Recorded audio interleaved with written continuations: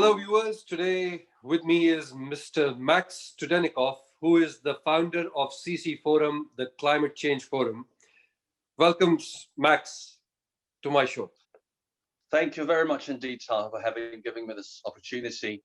It's always good and pleasure to see you and converse with you in person, but it's perhaps the first time we're doing so on the air. So, Max, I would like to tell my viewers that His Serene Prince Albert of Monaco is the patron of CC Forum, and you have the greetings of the Queen from England for your forum. So tell me something. How did the idea of CC Forum come to you? Yes, His Serene Highness is one of the patrons. He's definitely the patron of the Monegasque edition of CC Forum, and we have the honour of graciously having his presence at the edition 3 months ago in person. I'll tell you more about this if you really like to. Coming to your question, CC Forum has been conceived as a global platform where top business leaders could come together and brainstorm and hopefully crack down on some of the most existential issues we're all facing today. So it's not just another gathering of high net worths. It's a club, if you want. It's a congregation of impact investors. Someone who really would like to see positive changes for the planet and for society. Those who really want to make a difference. That's the mission and ethos of CC Forum, I may suggest. In practical terms, it's putting in touch the savviest of the investors with the brightest of the startups. Okay, no matter how big in full scale or small scale a project in question is, no matter if it's planting trees in the Amazonian rainforests, growing rice in the desert, or converting sugar into plastic, and vice versa. Right. You see, we always welcome that sort of thing, really. So in more general terms and more generic, if you want, it's all about triggering off the right thinking on the part of the investors community and really getting them to address some of the most existential problems that humanity and the planet are facing today. I honestly believe that there's been so much private wealth that simply hasn't been put to good use. So in some way, our humble contribution to that would be just help convene the people with capacity and with the right attitude to action those things. If that's making sense, what I'm saying. Yes, it does. It does. So, Max, there are these number of conferences and brands that happen all over the world, all year round. What makes your CC Forum different than all these conferences, all the brands which are out there in the world right now? Well, we're probably one of the very few conferences that are being held in person, despite the challenges. And we attach a huge amount of importance to this, because I know most people wouldn't agree with me that most of the time you go and jump on those Zoom calls and WhatsApp and webinars, whatever. But people they just simply get tired of this. And B, they consider this in-person events as a kind of a currency, if you want, and but much valued at that. And particularly when it comes to this elite segment where we're at, it's always a matter of in-person, face-to-face talks. Yes, people are still wearing Hitchcock-style masks. Yeah. But it's a very important aspect of what we're doing. We are not after the numbers; we're after the quality, if I may suggest. So that makes CC Forum different in that respect, indeed. And besides, in more general terms, again, it's about convening doers, the movers and shakers. We leave it to the likes of the great Davos Forum to be a sort of showcase window for that, and leave it to the UN, obviously, to pontificate about at the level of the heads of states. There's no way we're not trying to compete that, but we're trying to complement them in our humble way and the best way we can. Okay. Okay. And you have people coming from different parts of the world, from different industries. I have seen, when you did your conference in September in Monaco, His Serene, His Highness Prince Albert of Monaco was there. You have some really high profile people coming to your conferences. How do you think it's benefiting the climate change and the people attending the conferences? Well, the answer is just as simple as that. The more high profile the conference in question is, the more traction it gets. And the ways of going about this would be really just convening the top leaders, which we do, people of international renown, not necessarily coming from business circles per se, but that includes members of the royal families, government officials, celebrities. That all helps create the traction. And that's the key thing behind it. I was fortunate enough in having been received by His Serene Highness in person at the Palace of Monaco. So much so that we even had to keep someone waiting in the waiting room, because Right. His Highness was going into every detail as to who the participants are, the speakers, guests of honor, media partners, sponsors, program agenda, everything. And I would have thought he has achieved amazing achievements in what he's been doing, and basically turning a teeny principality, which it is, Yes. into one of the capitals of the sustainability. Okay. Yes, it helped in Monaco because it boasts the largest concentration of the densest, I would say, concentration of high net worth individuals globally. So they didn't have to go far afield. They were there, most of them. But we attach a great deal of importance to the personal involvement by His Serene Highness in the light of his absolutely admirable achievements that he's been able to bring about in Monaco and globally. And similarly, the reason why we're doing our next edition, which is coming up in 1 month from now, Yeah. the 31st of March and the 1st of April in the UAE, is along the same lines, because it's our Okay. profound belief that the UAE has firmly been positioned as at the spearhead of the sustainable development globally. What's been happening there, I wouldn't refer to it in any other terms than another revolution. Just Okay. like 50 years ago, after oil was found in the Emirates, that was kind of a petrol revolution. So they're now doing exactly the reverse. They're now transiting from what they call fuel-based economy to what they call knowledge-based economy. And that's the Okay. key thing to understand why the Middle East and the UAE are so hugely important to us.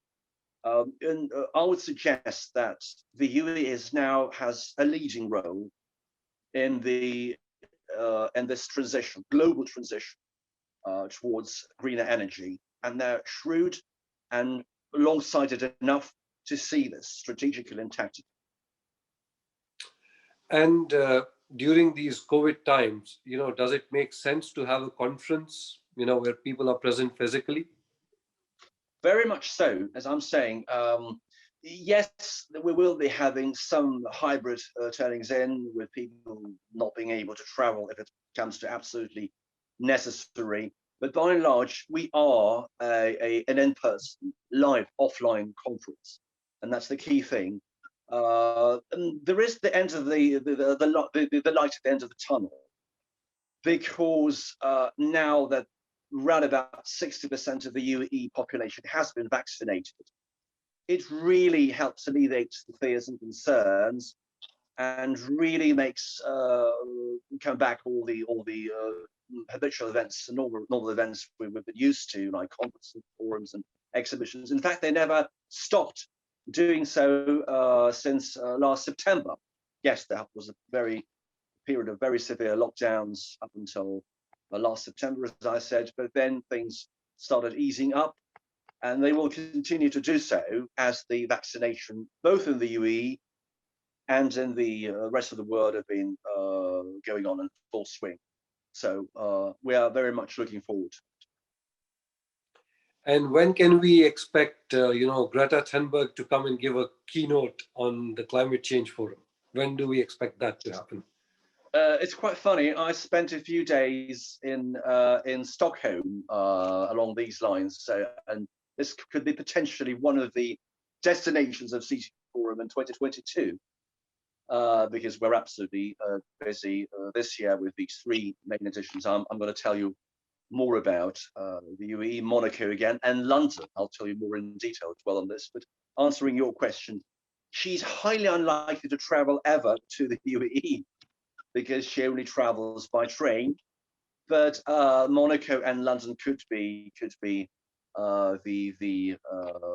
opportunity.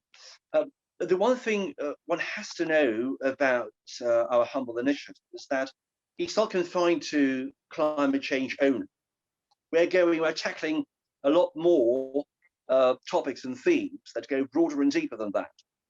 Yes, it's very much about climate change, but it's also about government strategies. It's about renewable energies. It's about healthcare. It's about philanthropy. It's about education. It's about finance. It's about sustainable real estate. It's about social inclusion. Whatever it takes to make the world a better place. So we really have a broad and so when you talk about social inclusion, let me ask you this: what are you doing for women empowerment in your conferences? Say it again. What are you doing for women empowerment in your conferences? Well, by social inclusion, I mean a variety of things. You might know that among 7 billion people who live on the planet Earth, 1.5, a whopping 1.5, are not banked. Yes. You and I have access to credit cards, just bank accounts, but a vast proportion of those still don't have. A lot of them, they're based in Africa and Latin America. So it's also a very important avenue of CC Forum's activities, really just trying to embrace that as well. And of course, when it comes to the other topics associated with that, problems, I would say, like human trafficking, child prostitution, it all goes along the line of all of this. So it's my profound belief is that climate change problems are not to be tackled separately, independently.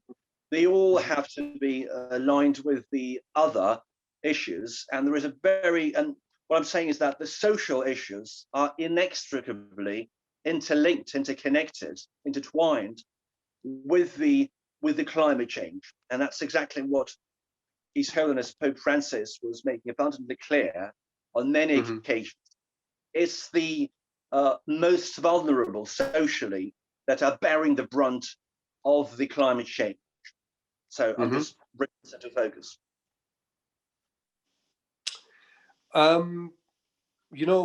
This Abraham Accord, which has happened between UAE and Israel, this is a paradigm shift in the peace of the region. Now, what do you think? How drastically is it going to change it politically and economically for both Israel and UAE? And what is it that UAE will bring to the CC Forum in this special edition that you are doing there? What do you think is going to happen overall for you? Absolutely. It's a very good question, Taha. One has to know that the day 2 of the conference is entirely dedicated to what I call the big reset in the Middle East. The signing of the historic Abraham Accords, to me, is like ushering in a new era. It's really just the whole of economic, political, and cultural paradigm in the area. I would have never thought in a million years, only up until very recently that something of the sort might have happened, positively so. But now that the accords have been reached, at least with the UAE, Bahrain, Egypt, and I would have thought sooner rather than later, the bigger players like Saudi Arabia and Oman and Kuwait will join in. They'll follow suit. So you're talking now about a complete reset of the relationships and the economic opportunities that it ushers in are just simply staggering. There's been a lot of potential, and we all know that Israeli companies and initiatives have been known all over the world in terms of their cybersecurity, in terms of automobile thinking. A lot of those initiatives will find a very, very fertile soil in the UAE. In some way, it's always about convening the, as I'm saying, the startups and the investors. And at the same time, there's been an enormous amount of wealth accumulated in the UAE, which is just ready to use. So it's all about finding and identifying those opportunities. There is a cultural aspect which is no less important to that as well. We're very privileged to announce that, if you might ask me about the highlights of CC Forum UAE, we have a number of highlights. But apart from the 2-day fully-fledged conference, we have our traditional Black Tie Investors Gala dinner and awards-giving ceremony. And we're very, very privileged to see for the first time in history a historic performance by two of the greatest musicians of today. They both come from the classical world. I'm talking about Mr. Yevgeny Kissin and Mr. Maxim Vengerov, allegedly #1 pianist, #1 violinist living today. They've never performed on one stage together, although they've known each other for 45 years or something since very early childhood. They're both Israeli, apart from their being British and Monegasque, Russian. And they've never played in the UAE ever. So in some way, that's going to be a major cultural event as well. And again, the reason why we have kindly invited them to take part in our event, and they kindly accepted to do so, is because no one is more emblematic of this reset culture than these are. Some people might think it's irrelevant because yes, we are first and foremost the economic forum, and the main reasoning behind that is brainstorming on the existential issues. But the cultural aspect is very important in the light of what we were saying about with regards to the Abraham Accords. Correct. Very good. Congratulations on the musicians, getting them on the same stage. That'll be a very good sight. In Monaco, we had Placido Domingo singing for us, if I may just. Yes, I remember. That was a great sight. Are you expecting the royalty of UAE to be a part of the conference? Are you expecting some politicians to come in from Israel into the conference? Absolutely, but I would have to have my audience intrigued on this occasion because there are some last moving parts that were being filled in. If you were kindly to invite me to your program, Taha, 1 week prior to the conference, I would be more than happy to publicly tell you more and share more detailed information. But in general, yes. So, but I would be more specific closer to the conference. It's really high profile. Absolutely.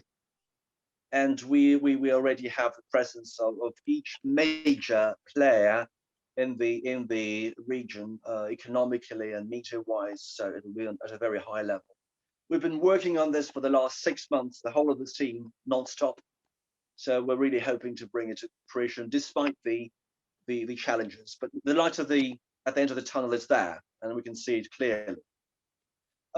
If you'd like, I'm very happy to share a few some more information with regards to our upcoming edition elsewhere.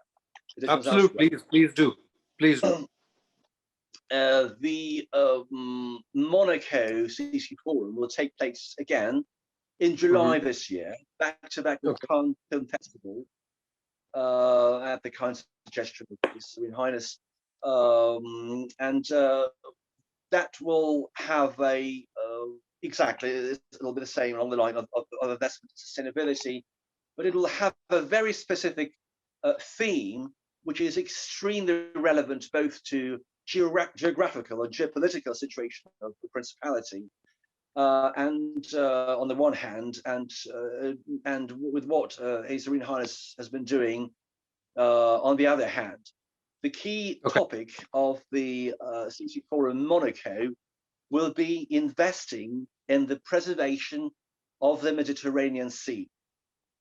And in this context, we'll be privileged to have a very high-profile presentations by the mayors of the biggest Mediterranean cities and towns, like Naples, obviously, East Barcelona, Tel Aviv, Athens, and so on and so forth. This is extremely important because there are a number of, it's always about exploring investment opportunities and investment solutions to the environmental and social problems. So that will be the key thing which will be underlying the Monaco edition. And of course, the other aspect of that, again, it might be a bit premature of me to announce the names, but we have senior representatives of the Hollywood world coming to join us in CC Forum, because most of them will be joining content, well, regardless. Yes, they'll have the limelight and interviews and glamour and glitz, whatnot. But the one thing the Cannes Festival will not possibly provide them with is the opportunity of highlighting some of their own philanthropic and sustainability initiatives. So we're very pleased to have at least two senior representatives of Hollywood keynoting at CC Forum and globally announcing some of their initiatives. Then in 3 months' time, we're going to have CC Forum London, which in some way has already been considered as a precursor, humble precursor of COP26 to take place in Glasgow. So we're still waiting for the confirmation of the dates, but that will have an even broader agenda. Again, there are a number of moving parts that are being filled in as we speak. So I'll keep update you and your audience, Taha, in due course. Don't worry. Sure. So we are going to look forward to 2 more editions of London and Monaco. In due course. At least. And yes, maybe UAE again. Yes, we always think of in annual terms of our events, because we're anchored in London, obviously. But last year, exceptionally so, we had to substitute Monaco for London for obvious reasons, for the COVID, and even the likes of Stanley Johnson and Dame Jane Goodall were zooming in because they couldn't travel.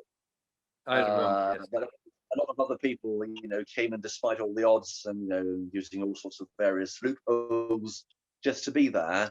So we're very much hoping that both the UAE, Monaco, and London edition will raise the bar even higher as the world will be opening up more and more following this the toughest crisis in human history. And do you think post-Brexit, having this conference will have more, it'll be of more essence to be in London, being the precursor to the COP26?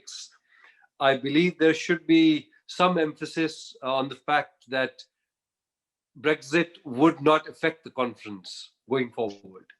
Well, I have to disappoint you on this one, Taha, because we've been conceived as entirely apolitical event. You see, in no way do we engage in politics or these discussions, whatever. We're purely economic investment forum, and it's about private investment first and foremost. So I would leave it to the politicians to give you a clearer picture. How would that be interlinked or affect each other, whatever. We'll be doing this regardless, rain or shine.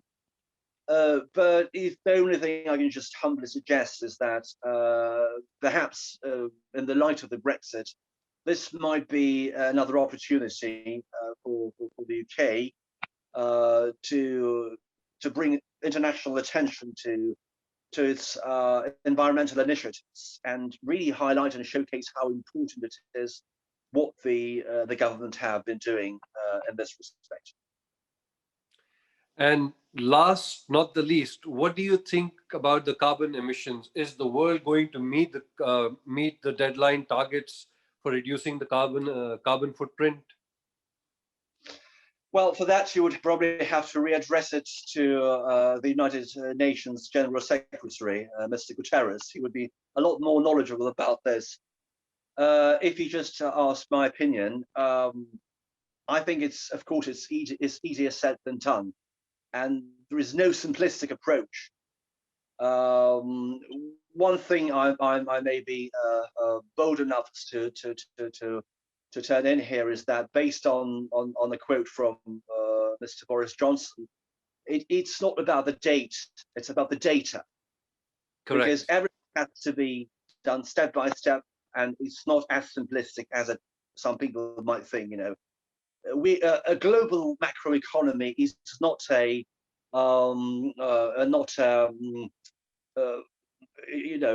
North Korean style macroeconomy. Excuse my this politically incorrect comparison, but things cannot be done according to an order by a government or a sort of target to be reached.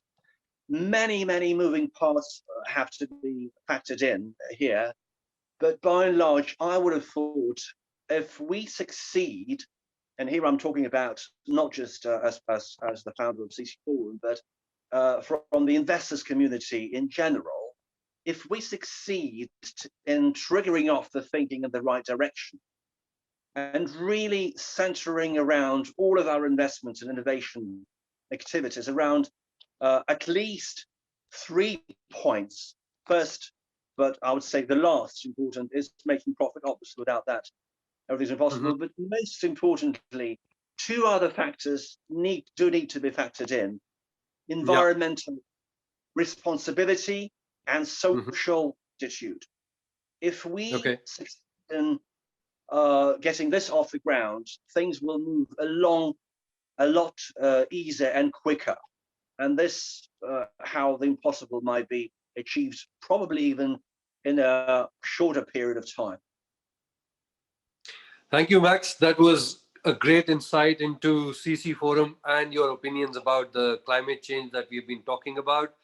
I look forward to interview again 1 week before the actual conference, maybe the last week of March, and then you can reveal the names, the highlights of the conference. I look forward to interviewing you then, and thank you very much for your time today. Thanks to you, Taha, and always pleasure to talk to you. All the best. Bye. Thank you. Bye-bye.